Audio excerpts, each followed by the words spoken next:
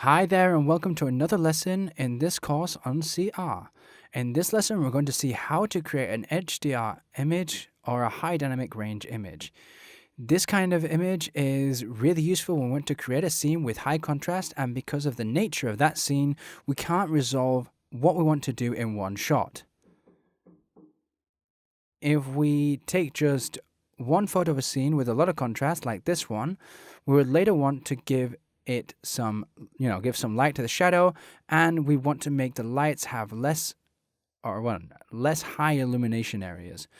We want them to have less light, basically. So we're going to use the tools that we have to get rid of some of the light, and well, this is a possible result of having just one shot and trying to get the histogram to have the best spread that we can. This could be an example of what we could do with the tools we know and the knowledge we've gained in the course. To achieve a scene in which both the shadows and the lights are well spread.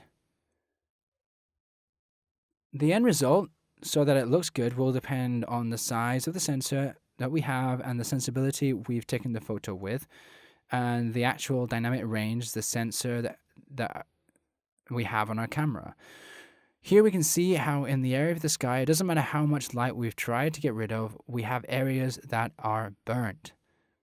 There are practically no details. They're not massive areas, so we wouldn't have to have them in mind, really. But it is true that in the shade areas, the light that's missing in the original photo has made the result, when we go from the original to the developed photo, well, it shows us all of the noise and the lack of definition that the photo has, the lack of information due to the lack of signal. So, the lack of light. So the result may be more or less apparent in a small sized image, but if we would like to be a little bit more professional, we would want to have more information in this area here that we've lost due to the excessive light, and have more information in the shadow area without building up any noise with better definition in the photo. To do this, what we're going to do is we're going to take 5 to 7 shots in which we'll maintain the diaphragm, but we'll make it so in each photo, without taking too much time, we would get more and more light until in the shadow area we have a lot of information. In this case, we've taken 7 photos, and we're going to develop the 7 photos to create an image in HD. Let's select the 7 of them, open them up in CR, and once we're in with the 7 photos, before we do anything, we're going to select them, and we're going to tell the program when they're selected to merge the photos to HDR. So merge the, we have that option here. It's really simple, and this process can take some time, maybe a few minutes, depending on the resolution of our camera and how good our processor is.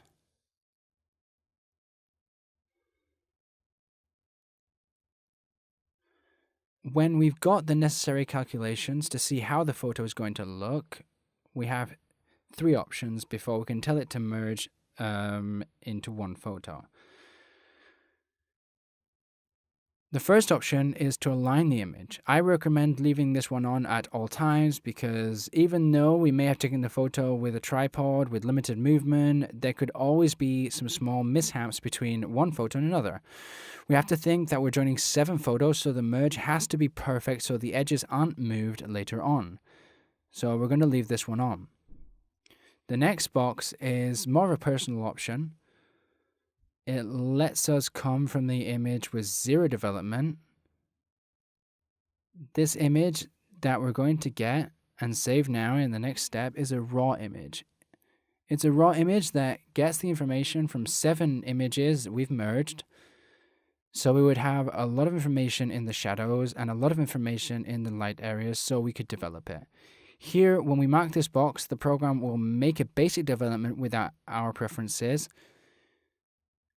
It could be good as an option to see where it's going to go once we've merged.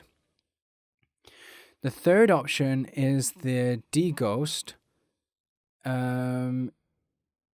It's useful when we didn't take the photo with a tripod, and it's also useful when in our photo there are moving objects like people, cars, or maybe even in a scene like this one, maybe there's a lot of wind, and in the first and last shot, the clouds have moved, and they're not all in the same place in the 7 photos. Seeing as this isn't the case, we're going to leave this off, and we'll tell it to merge the 7 photos. As a default, it's going to give us the name of the first of the 7 photos and a suffix, which is HDR1. We can change this name. We can give it any other. I'm going to leave it as is for now. All right, I'm going to hit save, and now is when it's going to make the merge of those 7. Okay, it's done. It doesn't take long. Here we have the result of the basic development that the computer decided for us. Well, we can improve this result even more. We can lower the exposure a little bit to give it better lighting in the sky. We can see that the area isn't burnt, and neither is this one here. We can raise the shadows a little bit more. We can give it a little bit more contrast, a little bit more clarity, and a tone that's a bit warmer. If we wanted to, we could give the shadows a little bit, we could raise them a bit, and going to around level 100 without problems, and I can use a graduated filter on the sky. This way we'd have the best of both worlds. So this, the scene is divided into the best part of the sky. I can see here that the clouds have texture, as well as this cloud here on the sun, and I also have texture here.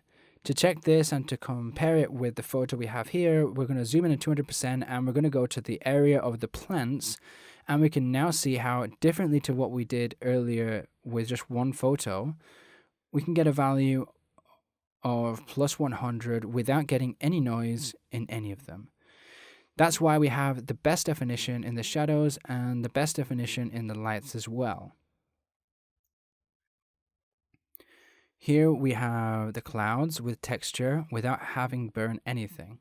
So it's a good tool if we're careful to take the shots with double light, going from the darkest and making steps of light between each of the photos and getting to 5, 7, 9 shots depending on the contrast type of the image or the scene that we want to capture.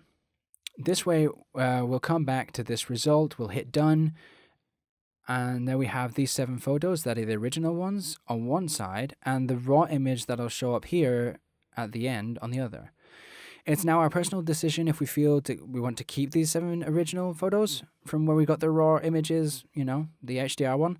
In my case, what I do once I've combined the 7 is stay with the HDR, the one I'm going to use for the final image, and I erase the other photos I used to make that HDR. These photos separately aren't very useful, and the one I want is the HDR.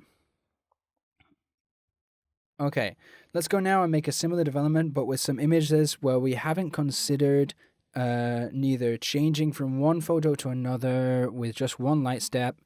Here we've shifted, for example, from this photo that has a speed of 800 to a 250.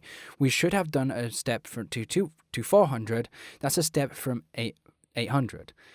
Here we go from 80, that's not half of 250, and here we go to 225, that's not half of 80. So the steps from the darkest photo to the lightest photo or the lightest photo and the next photo isn't neither half or double the light, but we're taking more steps. So we're going to see what happens in this photo, in which we can also see that between some photos and others, there's objects that's moved, like this car, for example, or the people that are crossing the road. All right, let's see how we can kind of solve these problems. To select the 7 photos, we click here on the pile where they're grouped, and let's open them in CR, in Camera Raw. The process is the same as before. What we're going to do is select the 7 shots we want to work on to make this HDR, and once we have them selected, we'll hit merge to HDR, and we'll get the preview of the results of merging these 7 photos like we did before.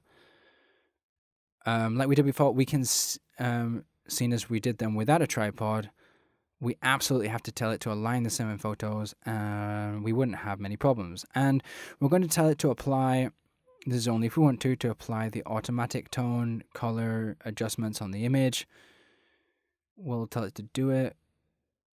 And here in deghost, we're going to test it, leaving it off, so that we can see the problem we would have in a photo like this, in which there is some movement. Hit merge. We're going to give it here a name after the suffix that lets us know that this photo has the ghosts on. We'll type in a C and an F and tell it to save. The saving process of this new raw file can take a few minutes. And once we've got it, we're going to zoom in on the image and we're going to see what problems we've gotten with the movement of the objects in this HDR image. So here we're seeing that parts of the cars that just don't finish. We're seeing bits of people. There's like this weird kid that's morphing. There are ghosts because between one photo and another, there's been some movement, and the program has delimited very well what parts of the photo we want to keep and which ones we want to hide. Hit done so we can test that we have this image ready in HDR, and let's select again the 7 photos. We're going to open them in CR. Let's repeat the process. Let's see now how to eliminate ghosts. Let's select here a low deghosting for a start.